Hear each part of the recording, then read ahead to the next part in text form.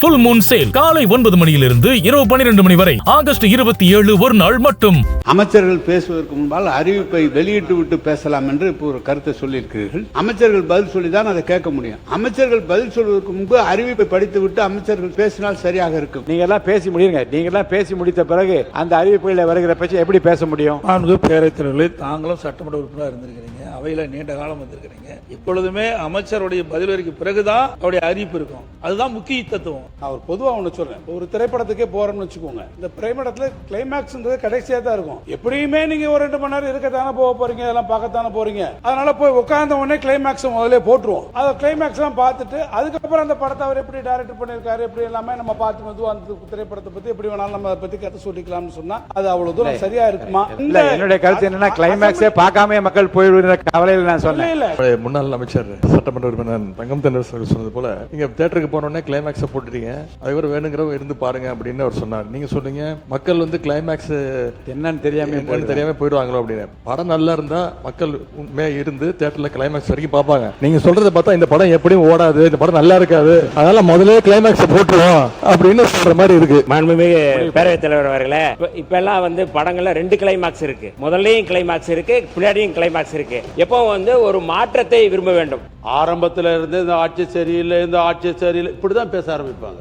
கோரிக்கை கூட வைக்க முடியாது. அதனால நீங்க எடுத்திருக்கிற முடிவு கரெக்டா. எப்ப நான் சொல்றேன்னா, முன்னாலே சொல்லாம பதிலுரை பேச ஆரம்பிக்கிறாங்க இல்லையா, அப்ப அறிவிப்பு சொல்லிட்டு பதிலுரை பேச ஆரம்பிக்கட்டும், அது பொருத்தமா இருக்கும். மாண்புமிகு பேரவைத் தலைவர், அமைச்சர்கள் பேசுவதற்கு முன்பால் அறிவிப்பை வெளியிட்டு விட்டு பேசலாம் என்று இப்போ ஒரு கருத்தை சொல்லியிருக்கிறீர்கள்.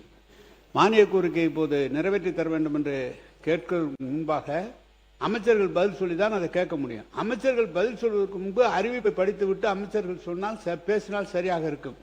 முதல்ல அமைச்சர் உறுப்பினர்கள் பேசுவதற்கு முன்பாக அறிவிப்பை சொல்லிவிட்டார்கள். ஆனால் அறிவிப்பை பற்றி தான் மேலும் கீழும் வருமே தவிர சபை பேச்சு சரியா இருக்காது. எனவே அமைச்சர் பதிலுரைக்கு முன்பு அறிவிப்பை படித்து விட்டு பதில் சொல்லலாம், அதுதான் சரியா. இல்லை, நான் ஏதாவது இல்லைங்க, அதாவது மானிய கோரிக்கையுடைய கொள்கை விளக்க குறிப்பு உங்களுக்கு முந்தின நாளே வந்துடுது. மானிய கோரிக்கைகளை ஒட்டி அறிவிப்புகள் அரசினுடைய புதிய திட்டங்களை பற்றி அவர் சொல்லுகின்றார்கள். இந்த அறிவிப்பு முன்னுரையாக ஏதாவது கூறுகிற போதே கூறுகிறது மூலமாக உங்கள் கையில் வந்து விடுகிறது. அப்போ அடுத்து பேச வருகின்ற உறுப்பினர்கள் உங்கள் முன்னுரையிலேயே நீங்கள் பேசுகிற போதே மானிய கோரிக்கையின் மீதும் பேசலாம், கொடுத்திருக்க அறிவிப்புகளை ஒட்டியும் சில ஆலோசனை கூட நீங்கள் சொல்வதற்கான வாய்ப்பு. நீங்கள் எல்லாம் பேசி முடியுங்க. நீங்கள் எல்லாம் பேசி முடித்த பிறகு அந்த அறிவிப்புகளில் வருகிற பேச்சு எப்படி பேச முடியும்? பேரவைத் தலைவர்களே, தாங்களும் சட்டமன்ற உறுப்பினராக இருந்திருக்கிறீங்க, அவையில நீண்ட காலம் வந்திருக்கிறீங்க. எப்பொழுதுமே அமைச்சருடைய பதிலுரைக்கு பிறகுதான் அவருடைய அறிவிப்பு இருக்கும். அதுதான் முக்கிய தத்துவம். எல்லாரும் உறுப்பினர்களும் அதை எதிர்பார்த்துட்டு இருப்பாங்க. ஆளுங்கட்சியாக இருந்தாலும் எதிர்கட்சியாக இருந்தாலும் தாங்கள் பேசிய பிறகு, தங்களுடைய தொகுதி சம்பந்தமாக பேசிய பிறகு அந்த தொகுதியில் தங்களுடைய தொகுதிக்கு ஏதாவது அறிவிப்பு வருமானு எதிர்பார்ப்பாங்க. அது மட்டும் இல்ல, அறிவிப்பு கொடுத்துட்டா எல்லா தொலைக்காட்சியிலையும் ஊடகங்களும் இதுதான் வந்துகிட்டு இருக்கும், அமைச்சருடைய பதில் வராது. ஆகவே ஏற்கனவே இருப்பதை போல புதிய அறிவிப்பு நோக்கமே அறிவிப்பு கொடுத்தா சரியா இருக்கும். இல்ல, புதிய அறிவிப்பு நோக்கமே அரசனுடைய புதிய திட்டங்கள் என்ன, ஏற்கனவே இந்த திட்டங்களுடைய ஒட்டி அவர் எடுத்த நடவடிக்கை என்ன என்பதை பற்றி அறிவிப்புகள் தான் வருகிறது. இல்லை இருங்க, அதாவது நோக்கம் என்ன என்றால் அரசு எடுத்திருக்கிற நடவடிக்கையுடைய முத்தாய்ப்பு. இல்லை, உட்காருங்க உட்காருங்க உட்காருங்க உட்கார் அவர் தான் பேசுறாரு, நீங்க உட்காருங்க. இல்லை, அரசினுடைய முத்தாய்ப்பான திட்டங்களை மக்களுக்கு கொண்டு சேர்ப்பதில் அந்த அறிவிப்புகளே இருக்கிறது.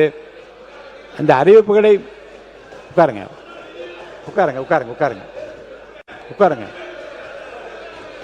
உட்காருங்க. மாண்பு உறுப்பினர் தங்கம் தென்னரசு அவர்கள், எனக்கு எல்லா கருத்தையும் கேட்கலாம், கேட்டு நான் முடிவு சொல்றேன். பேரவைத் தலைவர்களே, நீங்க ஒரு கருத்தை சொல்லுகிறீர்கள். நான் ஒரு பொதுவா ஒண்ணு சொல்றேன். ஒரு திரைப்படத்துக்கே போறோம்னு வச்சுக்கோங்க, இந்த திரைப்படத்துல கிளைமேக்ஸ்ன்றது கடைசியா தான் இருக்கும். எப்படியுமே நீங்க ஒரு 2 மணி நேரம் இருக்கத்தானே போக போறீங்க, அதெல்லாம் பார்க்கத்தானே போறீங்க. அதனால போய் உட்கார்ந்த உடனே கிளைமேக்ஸ் முதல்ல போட்டுருவோம். அதை கிளைமேக்ஸ் எல்லாம் பார்த்துட்டு அதுக்கப்புறம் அந்த படத்தை அவர் எப்படி டைரக்ட் பண்ணிருக்காரு, எப்படி எல்லாமே நம்ம பார்த்து வந்து அந்த திரைப்படத்தை பத்தி எப்படி வேணாலும் நம்ம அதை பத்தி கதை சொல்லிக்கலாம்னு சொன்னா அது அவ்வளவு தூரம் சரியா இருக்குமா? எனவே என்னுடைய கருத்து என்னன்னா, கிளைமேக்ஸே பார்க்காம மக்கள் போய்விடுற கவலையில் நான் சொன்னேன். இல்ல, கிளைமேக்ஸ் யாருமே பார்க்க மாட்டாங்க. கிளைமேக்ஸ் நிச்சயமா பார்ப்போம். உங்களுடைய கிளைமேக்ஸ் பேரவைத் தலைவர்களே,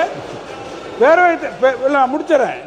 என்ன இன்னைக்கு ஒரு லைட்டர் வேணும். ஐம் சேயிங், இன்னைக்கு காலையிலேருந்து ஒரு முடிவில் என்ன பண்றீங்கன்னா, எதை முதல்ல சொல்லி எதை பின்னால சொல்றதுன்றது வந்து காலையில் வந்த உடனே அவர் பள்ளிக்கல்வித்துறை அமைச்சரை நீங்க பதில் சொல்லி அப்புறம் நீங்க பேசுங்க கேட்டுங்க அப்படின்றீங்க. இப்ப நீங்க அறிவிப்பெல்லாம் முன்னால விட்டுட்டு அப்புறம் திருப்பி அதுல பேசுங்கன்னு சொல்றீங்க. பேரவைத் தலைவர் தூங்கிட்டும் படுத்துக்கிட்டும் பொத்திக்கிட்டும் படுத்துக்கலான்ற ஒரு முடிவுக்கு பேரவைத் தலைவர் வந்து விட்டீர்களா என்பதை நான் அறிய விரும்புகிறேன். நான் எதிர்கட்சி தலைவர் பேசுங்க.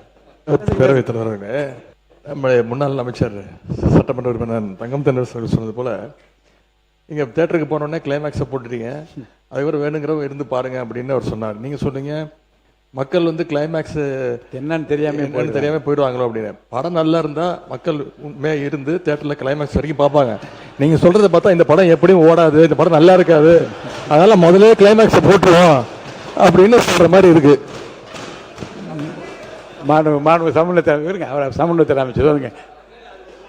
மாண்புமிகு பேரவைத் தலைவர் அவர்களே, இப்பெல்லாம் வந்து படங்கள்ல 2 கிளைமாக்ஸ் இருக்கு. முதல்லையும் கிளைமாக்ஸ் இருக்கு, பின்னாடியும் கிளைமாக்ஸ் இருக்கு. எப்போ வந்து ஒரு மாற்றத்தை விரும்ப வேண்டும், மாற்றங்கிறத விரும்பணும். நீங்க ஆட்சி மாற்றத்தையும் விரும்ப மாட்டீங்க, நடைமுறை மாற்றத்தையும் நீங்க விரும்பல அப்படின்னா எப்படி அது சரியா இருக்கும்? அறிவிப்புகள் ரொம்ப முக்கியமானதாக தான் நான் வந்து பார்க்குறேன்.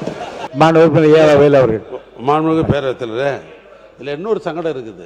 அமைச்சராக இருக்கிறவங்களுக்கு சங்கடம் இருக்குது, எங்களுக்கும் சங்கடம் இருக்குது.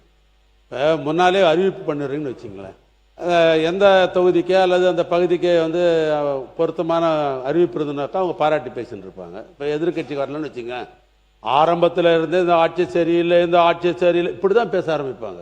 கோரிக்கை கூட வைக்க முடியாது. அதனால் நீங்கள் எடுத்திருக்கிற முடிவு கரெக்டாக. எப்போ நான் சொல்கிறேன்னா, முன்னாலே சொல்லாமல் பதிலுரை பேச ஆரம்பிக்கிறாங்க இல்லையா, அப்போ அறிவிப்பு சொல்லிட்டு பதிலுரை பேச ஆரம்பிக்கட்டும், அது பொருத்தமாக இருக்கும். அதான் சரியா இருக்கும். இல்லை நீண்ட யோசனைக்கு பிறகு அந்த முடிவை நான் சொன்னேன். ஏனென்றால் உட்காருங்க கணேசம்மா, அதாவது 4-5 மானிய கோரிக்கைகளில் அதுக்கு அடுத்த நாள் வந்த செய்தித்தாள்களை நான் பார்த்தேன், தொலைக்காட்சி வந்த விவரத்தையும் பார்த்தேன். அதில் முக்கியமான சில அறிவிப்புகள்லாம் விட்டு போயிருந்தது. ஏனென்றால் இங்கே மாண்பு அமைச்சர்கள் புத்தகமாக கொடுத்தாலும் கூட பேசுகிற போது எடுத்து சொல்லுகிற அந்த விடயங்கள் தான் தொலைக்காட்சியிலும் வருகிறது, பத்திரிகையிலும் வருகிறது. ஏன்னா எல்லா பத்திரிகை துறை ஊடக நண்பர்கள் அத்தனை பேர் எல்லாவற்றையும் படித்து பார்த்து விட்டும் எழுதி வரக்கூடிய வாய்ப்புகள் குறைவாக இருப்பதாக என் மனதிலே பட்டது. என்னை பொறுத்த வரைக்கும் அறிவிப்புகளிலே என்ன இருக்கிறது என்பதை பற்றி உறுப்பினர்கள் பேசுவதற்கான வாய்ப்பும் கிடைக்கிறது. இந்த புதிய அறிவிப்பில் என் ஊர் ஏன் விட்டுவிட்டது என்றும் கேட்கலாம். உதாரணத்துக்கு மீன்வளத்துறையிலே இந்த நாகப்பட்டினத்தை செய்திருப்பதை என் தொகுதியில் ஏன் தரவில்லை என்று கடலூரை சேர்ந்தவரும் கேட்கிற வாய்ப்பும் வரும். புதிய அறிவிப்புகளை பார்த்து படித்து விட்ட பிறகு எல்லா உறுப்பினரும் பேசி முடிந்த பிறகு அவர் பதிலுரை சொல்லுகிற போது அறிவிப்புகளில் இருக்கிற விஷயங்களை பற்றி உறுப்பினர்கள் பேசக்கூடிய வாய்ப்பை இழந்து விடுகின்ற காரணத்தினாலே அறிவிப்புகளை முதலில் வெளியிட்டு பேசுவதுதான் பொருத்தம் என்று நான் கருதுகின்றேன். அதன்படி நடைமுறை தொடரட்டும்.